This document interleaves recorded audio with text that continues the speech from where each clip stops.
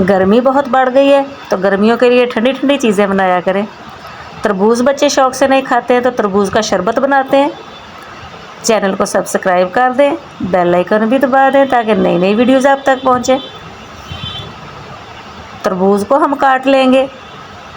आप इसे किसी बर्तन में डालकर भी मैश कर सकते हैं, आप इसे ग्राइंडर में भी कर सकते हैं। मेरे पास हैंड ब्लेंडर है, मैं इसके साथ कर रही हूँ। आपने अच्छे से इसे ब्लेंड कर लेना है।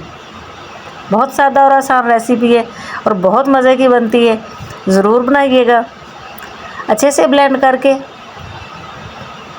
थोड़ी चीनी हम शामिल करेंगे, अपने तरबूज़ के हिसाब से आप जितना मीठा रखना चाहें, और थोड़ा सा नमक, काला नमक अगर आप पसंद करते हैं तो वो भी शामिल कर लें।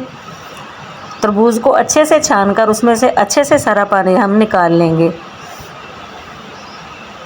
और चीनी को अच्छे से मिक्स कर देंगे।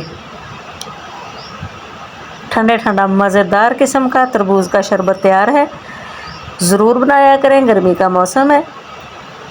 मेरी आज की वीडियो कैसी लगी ज़रूर बताइएगा।